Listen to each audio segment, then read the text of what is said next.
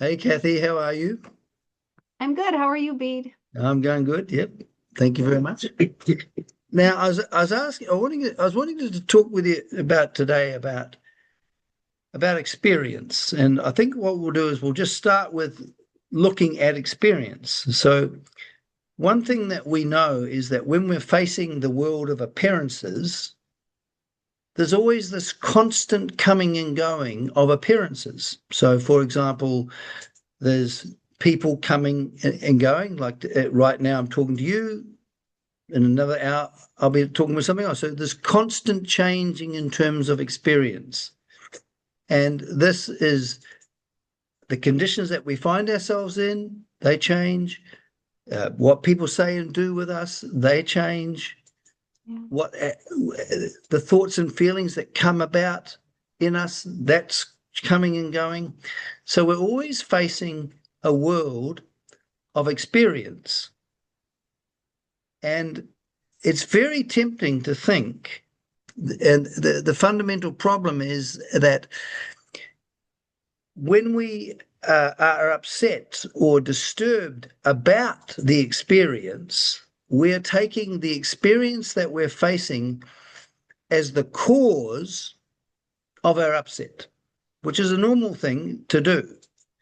But from my understanding, the Course challenges that view that even though it's a very convincing experience, that the experience is making me upset. Like my wife is making me upset, my loneliness is making me upset, the the political situation that I'm in is making me upset, the condition of my physical body, the experience of my body is making me upset. Apparently, according to the Course's view, this is not actually the truth. It seems to be the truth. Right. But if it's true that the experience I'm facing is causing me upset, then in order to get out of my predicament, I've got to somehow work at changing the experience. Yes. Otherwise, I'll never be happy. Is that true?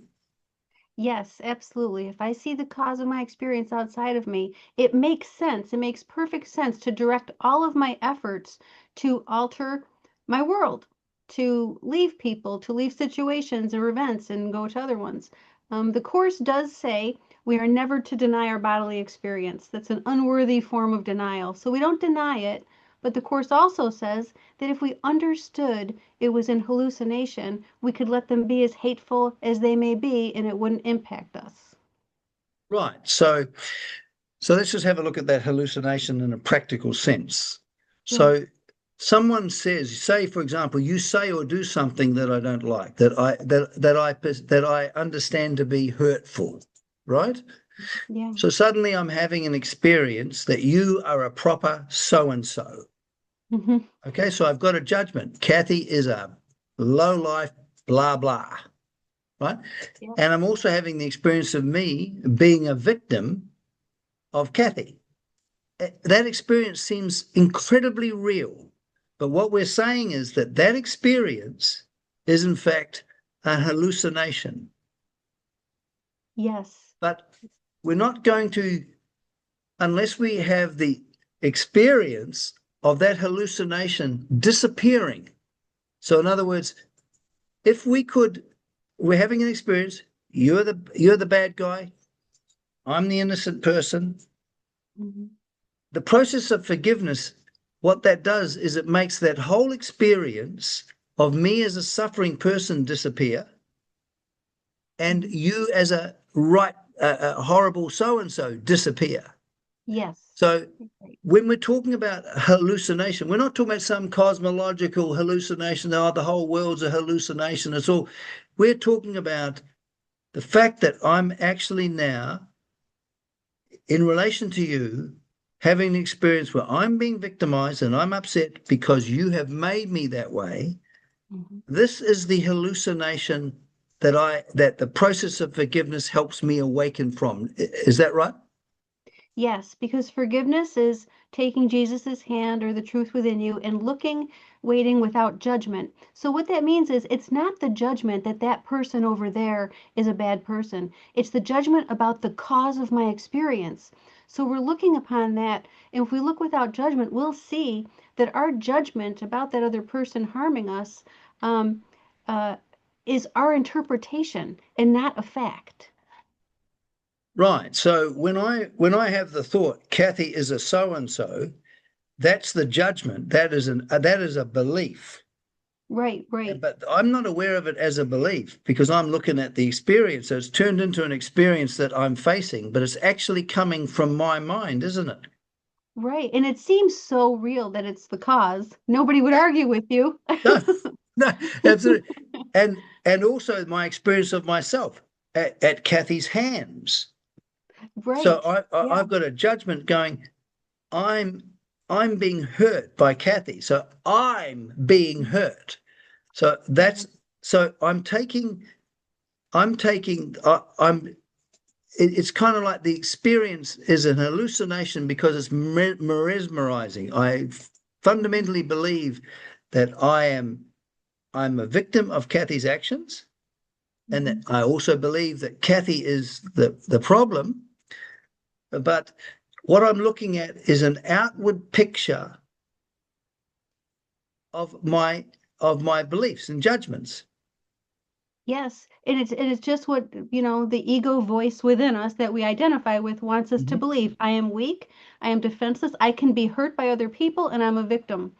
And so we forgetting that we have a mind, we don't even consider that that can't be true. Right.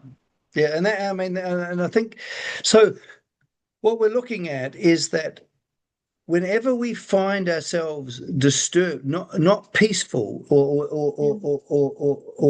or being full of goodwill or being loving, Mhm. that is the red flag that is saying that we are now dreaming an hallucination, and that Yes. and the process of forgiveness enables us to awaken from this specific hallucination that I'm suffering from to shift to a place where I, as a victim, disappears, Hmm. and you, as this horrible, low life woman, you also Victimizer. disappear. Yeah. We're not saying that the sensory experience, what the senses are showing us, will disappear. You're still there, maybe. Right, right. Yeah. I'm still here. Hmm. So we're not talking about annihilation of the what the physical senses are showing us. We're talking about the world that I'm enclosed in, my world of meanings that I've projected, which are Yes. right. Because we see whenever I judge, that produces a judged and the judger. Right, right. So And we can see the pain of our own judgments by looking with Jesus. right, okay. So what we're looking at is here we are. I'm always looking at an outward picture Hmm. of an inward condition. Yes. And even though the outward picture seems as if I'm a suffering individual and it seems as if you're a low life person, right? Hmm. The only way to resolve that is not by trying to change the experience. Yeah. In other words, like change me, okay, or change Kathy. You know what I mean? Okay, how Yeah. dare you say that to me? I'm trying to change Right. you in order to feel better, or I might feel guilty. Oh, I'm just so hateful to Kathy. I shouldn't be hateful. Okay, I'll try and be nice and loving, right? We Yeah. don't want to do any of that. What we want is we want to awaken from this present hallucination that I'm having now to a place where I disappear as a suffering individual, a person who's not being peaceful, Right. and where I'm not seeing a low life person who deserves punishment. Is that right? Yes. And like you said, it has nothing to do with um, outcomes in the world's terms. You may continue interacting with me, you may not. That what happens in the world has no bearing on what the practice of forgiveness is, which is to shift your perspective above the battleground and look back and question the judgments and look at the judgments and let them go ultimately. Um, So yeah, it is the process of forgiveness that helps us move through the world, seeing that what really hurt me were all the judgments I made about the world. But see, what we get trained to do is spend all of our time obsessing on the world and kind of rolling around in the mud of trying to fix it. Right. Because I remember once, a long time ago, I would sometimes, uh, I would feel loneliness and emptiness. I'd feel self-hating. I'd feel other hating, Mhm. and I'd feel fearful. Yeah. And and I tried all these other things, like the Krishnamurti thing, just watch the appearances, so that but I never Yeah. really could penetrate through the loneliness, because from what's so beautiful about the courses thing is that I think that I'm suffering from loneliness, but if the idea or the belief I am separate and apart from God wasn't there, Hmm. then the loneliness the loneliness couldn't possibly exist. So Right.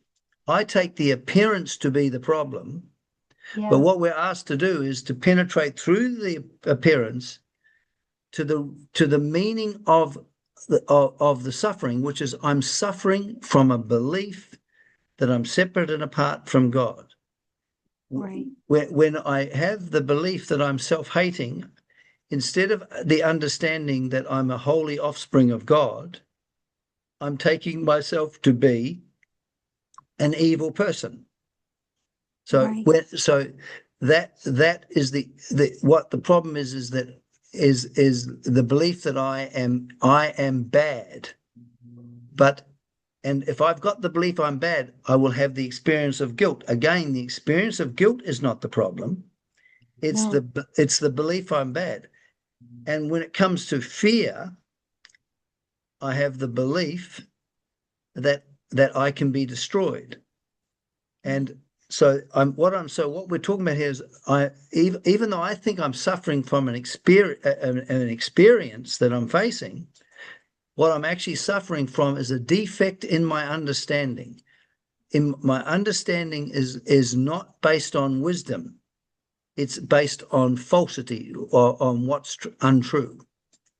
Right. And as your understanding shifts and changes, then that is the moment when we stop treating every interaction as a reason to perpetuate the dream and perpetuate the judgment. And instead, every interaction becomes an opportunity to see it differently, see it on behalf of awakening, see it on behalf of the Holy Spirit's interpretation.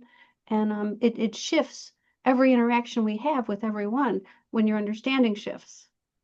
Right. So what we're going to do now is that when we have these experiences of being upset or lonely or all of these various forms of when we're fearful or whatever, we're going to use this to trace back and find the actual source, the real meaning of the suffering, because we think the meaning of the suffering is the experience.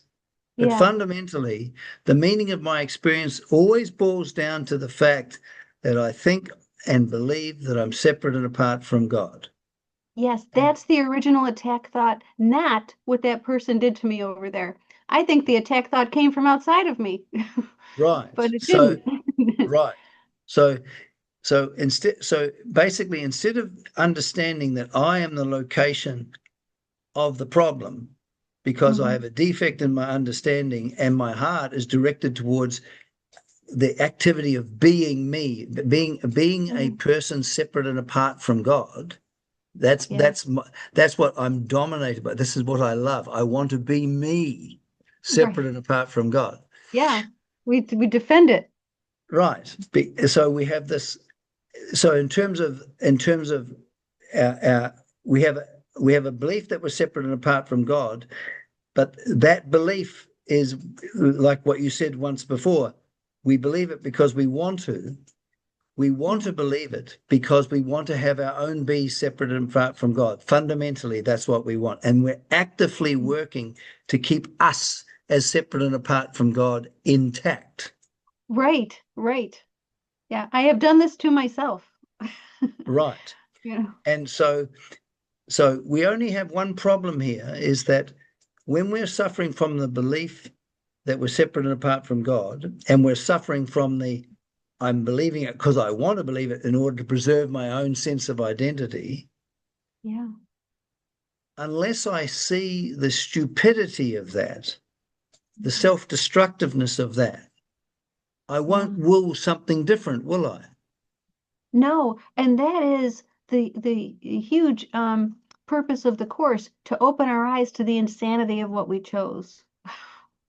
And are choosing every moment. Yeah, and I'm still choosing despite knowing it's insane. I think that, Ken used to say, every morning we wake up, we're in our classroom, and we apply the practice of forgiveness to every interaction, every situation we find ourselves in, and that's what we do the rest of our lives. It's a wonderful thing that we have this process of forgiveness that takes us from being in the hallucination that we are a certain type of person who's suffering from the external objects, Yeah, and we've got all these hostile external objects that are causing this problem. But we right. but we don't try and deal with the whole problem. We want to deal with this one problem as it's presenting right now. So as it's Yeah. presenting right now, so we don't Hmm. try and deal with all our egoism. We want to deal with the Right. egoism that's right now. And Yes. as we go through the process and we come to an understanding that in fact the other person hasn't hurt me at all, because when I'm identified with myself as a mind sense body complex, of course I think other mind sense body complex can affect and hurt me. But when I'm actually at home in God, uh, because I'm appreciating myself as distinct from the mind sense body complex, Hmm. I understand in a very practical way my spiritual nature, because I know now that as a child of God, I can't get hurt. Right. Right. And so that person hasn't hurt me, and it's only on that basis can I truly forgive, because if I believe you've hurt me, I cannot help but hate you. Right. And throughout that whole process, we don't deny our experience in the body, but we see the cause differently, like you said. We see the cause of it differently, and that's important. Right. So we're not denying the fact that you may have said something that was quite horrible and intended to hurtful. We're not denying the experience that I'm experiencing myself as a hurt individual. Right, What we right. want to do is we want to take that experience as a lesson. Okay, let's just look at this experience in the light of the course. And then we go, okay, so here we go. I think at the moment that Kathy has hurt me. What does the course say? Well, the course say that what I'm actually looking at is an outward picture of an inward condition. What it's saying is that the location of the problem is not Kathy. The location of the problem is in my mind. It's not in the dream of me being a suffering person and you being a so and so. It's actually Yeah. in my mind. It is a belief that I'm subject to destruction. I'm being destroyed by Kathy. But the fact of the matter is that once I understand that,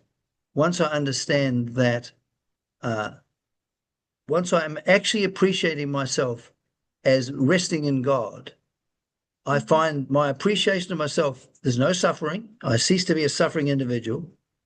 I'm Mhm. looking at the world through kind eyes, so there's no longer as a horrible person who deserves to be punished. So I've arrived at the place of forgiveness, and in that very forgiving, the hallucination just collapses, drops away, and I end up being in a completely different way of relating to you. We're not denying what you said, we're not denying my experience, but I'm no longer being suffocated by that experience. I'm no longer lost in the experience of being a suffering individual fighting an enemy. Would that be true? Yes, and I think that the way we can do anything at all here, we can think, say, and do anything here. If we're doing it with Jesus or the truth in us, we'll do it peacefully. And so another thing Ken used to say is, do anything. Do it with him. Don't do it to exclude the truth in you. Walk with the truth in you, and you'll know that by whether or not you feel peace. And in the Course, they say, this is the test. Is peace in your awareness? If it's not, ask your friend to join with you and give you certainty of where you go. Beautiful. Yeah, I'd like to make a comment on that because it's a very interesting thing that here I am on step two in the stage of forgiveness, where I'm no longer blaming, but I'm caught up and I'm enclosed in this belief. But yes, but I think I have been hurt, and I can see that this isn't that this I can see that this is not true. But as far as I'm concerned, I'm caught in it. Then I can turn and ask for Mhm. help from there. I'm no longer asking for Yeah. help to deal with Kathy. I'm no longer Mhm. asking for help to get rid of my suffering Mhm. as a suffering person. I'm asking to be able to see. So what we're talking about when we're talking about looking at this with Jesus is that I turn to Jesus and say, please help me see this in the right way. Yeah. And when his wisdom comes alive in me as my wisdom, as a new way of seeing, this is co-joining. This is called looking with Jesus, isn't it? Yeah. But the third step is his presence comes alive in me as a new mind. And that's Wonderful point. and that's Wonderful point. and that's the salvific fact, isn't it? That's the regenerating principle, isn't it? Because I, as this blind, stupid person, because he's stupid because he's unintelligent, and egocentric because I just want me, I can't get, when I'm enclosed in that, I can't get out of that by my own action. I have to be able to receive a new life Mhm. from above, if you like. Yes, it's a fantastic point to make because it does seem like, oh, I withdrew my projection and now I'm still left feeling hurt. Turning to Jesus um, is no longer using my experience to perpetuate the nightmare. And so that is such an important piece that you just raised is we have to turn and ask for help. We do not walk alone. We cannot walk alone. And that was our problem from the beginning. We wanted to be on our own, you know. Right. We have to turn to the truth within us Mm, to elevate us. right. So this wisdom, compassion that is Jesus, and our real nature, by the way, is wisdom, compassion as well. But when we're Yeah. caught in this belief, we don't see that. No. But when this wisdom, compassion comes alive in us as a new heart and new mind, that is Mhm. the regenerative factor that lifts us out of our. So in this way, Jesus is not another stick figure over there. No, no. Jesus comes alive in us through a co-joining of our mind and heart, so that Yes, we're looking at our life from an entirely different place. It's a very right. interesting. Have you seen those Gestalt psychologists? They got these pictures. It's a chalice. Either a chalice or Oh, it's yeah. either a Figure chalice ground. or two faces looking at each other. Yeah. It's interesting that what the senses are showing us, we're not. It's still an object of the senses. We're not denying that, but Yes. it's a question of how we're looking at it. So when I'm seeing the chalice, it's radically different than when I'm seeing the two faces looking at each other. So Oh, what yeah. the miracle is that when the wisdom of Jesus opens up in us as a new mind, because we're looking at it entirely different, we're freed from the belief that we're separate and apart from God. We're freed from the belief that Kathy is a SOB that deserves punishment. Yeah. And we're freed from the belief that we're a victim because so it's that's the miracle. So that here I was hallucinating. I now can prove to myself, when I was really experiencing myself as a victim and I was feeling upset and I was really experiencing Kathy as a SOB or something else we won't say on the video. But now all of that has disappeared. I've awakened from this hallucination that I was having, and now I'm now back at home in God, instead of dreaming of exile. That's the whole point of this, isn't it, Kathy? It is. It is. And if we flip back and feel hurt again, we have a place to go that we recognize.